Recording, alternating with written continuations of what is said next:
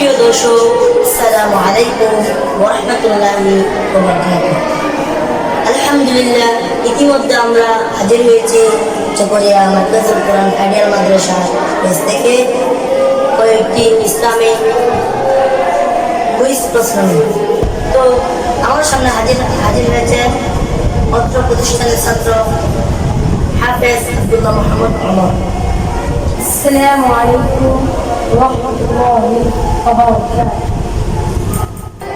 ভাই, আপনার প্রথম প্রশ্ন হচ্ছে যে কোন নবীকে খলিলুল্লাহ বলা হয়? হযরত ইব্রাহিম আলাইহিস সালামকে খলিলুল্লাহ বলা হয়। মাশাআল্লাহ। ভাই, আপনার দ্বিতীয় নম্বর প্রশ্ন হচ্ছে যে কোন নবীকে আল্লাহ তাআলা জাহাজ বানাতে নির্দেশ দিয়েছেন? হযরত নূহ আলাইহিস সালামকে আল্লাহ তাআলা জাহাজ বানানোর নির্দেশ দিয়েছেন। মাশাআল্লাহ। ভাই, আপনার তৃতীয় নম্বর প্রশ্ন হচ্ছে যে কোন নবীর 12 ভাই ছিল? হযরত ইউসুফ আলাইহিস সালামের 12 ভাই ছিল। মাশাআল্লাহ। ভাই, আপনার চতুর্থ নম্বর প্রশ্ন হচ্ছে যে কোন নবীকে ফেরআউন নির্যাতন করেছিল? হযরত মূসা আলাইহিস সালামকে ফেরাউন নির্যাতন করেছিল। ভাই, আপনার পঞ্চম নম্বর প্রশ্ন হচ্ছে যে কোন নবীর কবর মসজিদে নববীর পাশে?